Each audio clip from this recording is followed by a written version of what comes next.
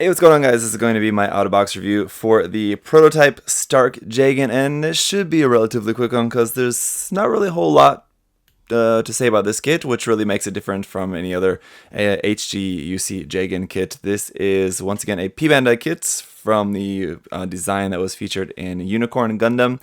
And basically what we have here is the Stark Jegan with some new parts for the head, the chest, and obviously the giant, humongous anti-ship missiles there mounted up on his shoulders. And one thing that should be noted right off the bat is the ability for this kit to stand with those actually up on the back. This makes it, I mean, they're attached onto the shoulder, but they're still going to be, most of that weight is going to be to the back. So even with all that weight on the back, making it very back heavy, it's still able to stand, and you can rotate those back down, and it's still able to stand on its own. So that's just thanks to the Jegan's very large feet, which are, I think, a pretty cool design aspect of the mobile suit in general, but also definitely help the model kit to stand up. But anyway, just want to say once again a big thank you to USA Gundam Store for sponsoring this review, guys. Do check out their store. Use my coupon code there, ZakuAurelius10, if you're looking for P-Bandai stuff. They do sell some there, so if you want a good place to buy that, it's definitely an option. This kit, I will say, was pretty fun to build. It's my second time building a variation of the HG Jegan, the first one being the Ewok Jegan. And I've got to say that while it's unfortunate that this came out as an exclusive P-Bandai kit, I am just glad that they made it in general because it's pretty cool. I didn't get this right away. This is not a new P-Bandai kit. This came out maybe something like 2 years ago now. And I just hadn't got it for a while. I was just kind of on the fence, and then finally I broke down and decided, yeah, I want to check that kit out. So, all right, let's take a look at what we've got here with the kit. Okay, so one thing about the kit is that it's a little bit sticker heavy, and we'll go over all the foil stickers here in a bit when we talk about the articulation and all that, but here is some of the leftover just marking stickers that we have with the kit. I threw some of them on there, but you do have some extras that you can just kind of use at your own liking. Then for weapons, we've got a few. We've got the original Jegan rifle here, which I've got the trigger finger hand mounted on at the moment. The other two hand options that we have is just the holding hands on the kit there. So you only have 3 different hands in total for this kit. So there's the original Jegan rifle, and then we do also have the Stark Jegan rifle here as well, which I think is definitely more detailed and has a different look to it, but they're both pretty cool. I like them both pretty equally. You do also have the Stark Jegan's bazooka, pretty nice. The handle on this will move forward and back, so you can have this up over the shoulder, but in this case, probably not going to work. You're just going to have to hold this like under the arm, but that will just be handheld. Overall, really nice detail, simple, cool bazooka. And then we've got the original Jegan's shield. And now, strangely enough, you actually can't use this with this kit because the new parts that this has for the arms don't have anywhere to plug this into. So these are new parts here for the back of the arms, slightly different. That said, though, you do have the original backs of the arms of the Stark Jegan. So if you wanted to use this, you could put these on here. And then if you didn't want to have this kind of part that the Stark Jegan uses there on the mounted on the form, and you wanted to use the shield instead, you could do that. Otherwise, this just makes for a cool shield. Everything's all there. If you wanted to use this with a different kit, you definitely could do that. And then we've got our 2 different beam saber effect parts here. Our beam saber handle is stored here on the side skirt right there. On the opposite side skirt, we have the 3 grenades right there. But then once again, we do have some leftover parts from the Stark Jegan. So if you wanted to use these side skirts, which are just for holding extra ammunition on there, you could use those. I think these are pretty cool, so definitely might think about like maybe swapping out one of those. But overall, you have lots of cool options there for the side skirts. Personally, I really like the new chest part for this, how this has this such a big, huge, jutting out chest. Very sticker heavy though, the red sticker there at the bottom, and then the yellow stickers on the vents, and then the one little blue camera sticker. That's not really a big deal, it's to be expected, but so definitely some stickers here on the chest part. But if you don't like that big chest for this, you do have a couple of different options. You have the original Jegan chest here, and you also have the Stark Jegan chest, so you could choose which one of those you like if you want like one particular one more than the other. And if you're a fan of asymmetry or just like having all these extra parts, you do also have just the original missile pods of the Stark Jegan here. So you could do like a half and half or something if you wanted, or give these, of course, to some different kits. These are really cool. And again, all the parts are there. You have everything you need. You just need to be able to just put this onto some shoulder of a kit, in which case probably you'll have to do a little bit of modification. Just something as simple as just adding a peg by using just a stick of a runner. Not that really big a deal. And then finally, the leftover head parts. So they're obviously missing the clear part. The clear part for the visor is used in this head, but you could choose one of these different heads if you like. I actually might go with one of these different heads just because of the fact that while this head for this kit is cool, I like the kind of bunny ear antennas on there. I really don't like the red face mask, though. I think that looks pretty stupid. I'm definitely not going to paint it like that. Obviously, you don't have to.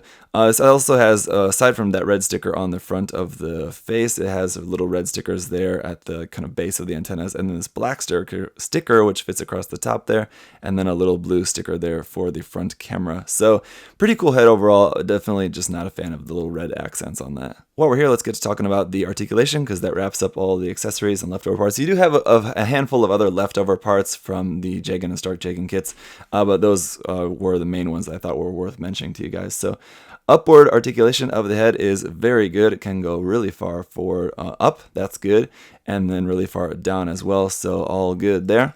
In the stomach section, if you pull this up off the polycap a little bit, you can get a little bit of forward and backward bend, but with this being, like I said, a little bit back heavy, you're probably not going to want to do that. That will just probably tend to lean back, so you're going to want to keep that pressed nice and firm down. But then we can also just rotate here at the waist, of course. The shoulders have a tiny bit of forward and back movement, but really nothing much to speak of.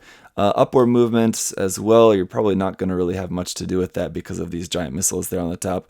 But as it is, you can bring the arm up to almost 90 degrees, really not too far there. Otherwise, the arm is going to work pretty normally.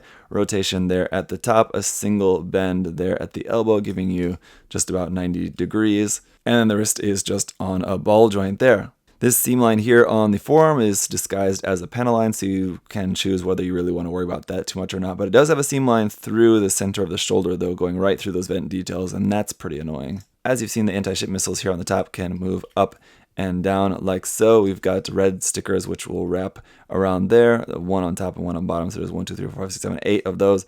And then little gold stickers here which go on the front, which I actually think work quite well.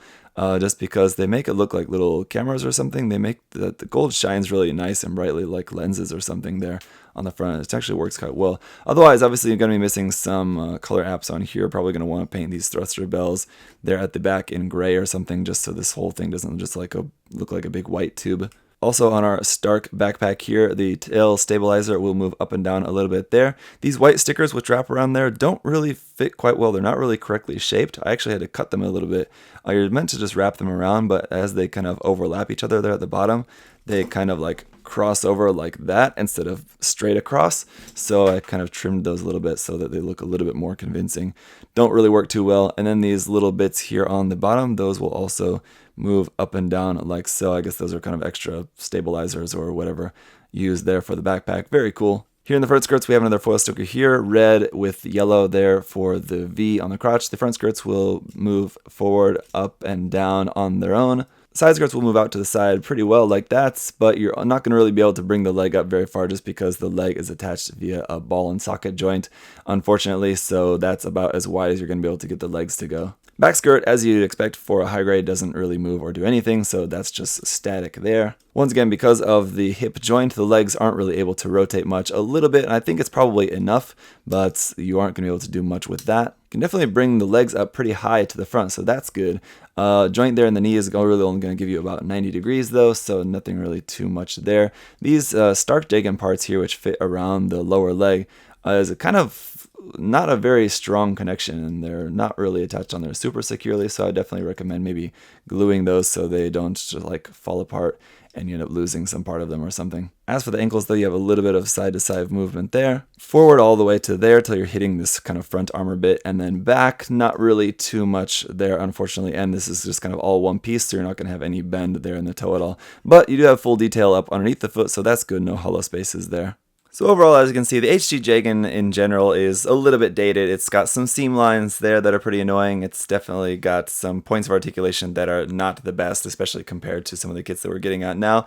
But overall, it's still a pretty solid kit, and just the different variations that we get of this kit out in the HG line, while most of them are unfortunately P-Bandai, are pretty cool. So if you're like a big fan of these designs or a fan of these cool variations and everything, it's still cool that we're at least getting them made and getting them like out and available to get. So I think that's pretty cool. Now with the Master Grade coming out in the near future, I'm sure we'll be seeing plenty of variations of that coming out in the future as well. But then aside from those carryover issues just from this being based off an older kit, the other kind of big issue that some people might be disappointed with this kit is just that it is going to require quite a bit of painting in all the details, all the little events and everything, little bits of detail, even on the new parts aren't very well color separated. So there is going to be a lot of detail painting, masking, however you want to end up doing that, required for this kit, and that may bother some people if you don't paint. Maybe if you're just planning on building this straight out of the box, you might find that a little bit lacking, or you have all those nice details there,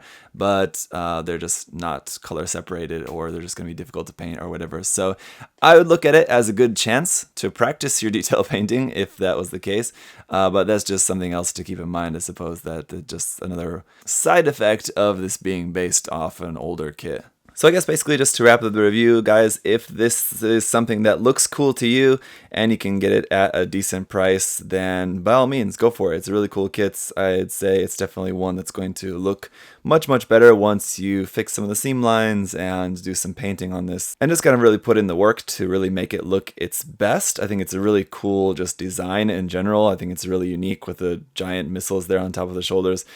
So once it's done up properly, I think it'll make for a really, really cool kit. So that's why I like this, and that's why I'm perfectly happy with this kit, but I can understand why some people may not be. But anyway, thank you again to USI Gundam Store for sponsoring this review. Thank you to you guys for watching. If you do have any other further questions or comments about this, do feel free to leave those down below. As always, guys, thank you so much for watching. I'll see you next time. Bye-bye. Hey! Thanks for watching, guys. Remember, if you want to check the kit out for yourself, you can head over to USI Gundam Store. Use that coupon code ZakuAurelius10. Save yourself 10%. Thanks for watching, guys. See you next time. Bye-bye.